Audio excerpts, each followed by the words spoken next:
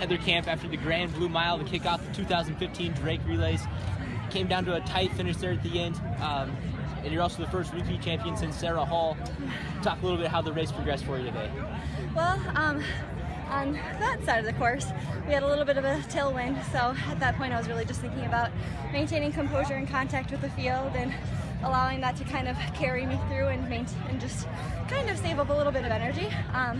And then on the home stretch, you're going uphill and against a little bit of a headwind, so at that point it was just, again, sort of staying confident and having courage to just take the race out a little bit at a time. And finishing up right next to Nicole, I was thinking, wow, this girl's got a really good kick. I'm not sure where I'm at in my season so far either, so I kind of waited and just stuck next to her until I was like, well, if I'm going to move, I have to move now, and I need to make it a big, bold one at that. So anytime that in a pure foot race, being up next to her and coming out with the win is something that I'm very grateful for. And you're fresh off of Boston. Legs feeling okay that way, or? Yeah, for sure. I mean, you're gonna feel something when you warm up for every race, and you're thinking, oh no, what's that? Just as when we train as much as we do, I think everyone has that experience. But I couldn't accredit anything to the race on Saturday versus just regular training anyway. So I'm really grateful to be healthy. Okay.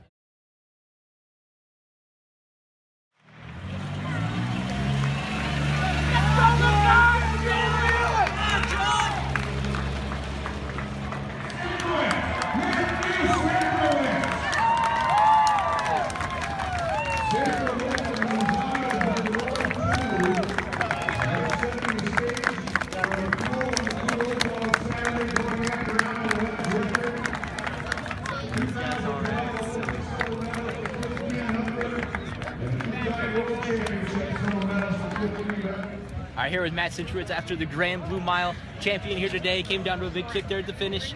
Walk us through kind of the last half of that race.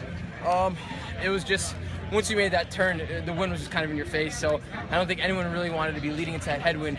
But, you know, this is, I think, my only second or third road mile run, so still trying to figure out how to run these things, and it's easy to kind of get caught up in trying to start your kick too soon, and you're kind of just looking, waiting for that finish line to pop up. But like I said, no one really wanted to get to the front of it because they would be fighting the headwind, but turned out well today.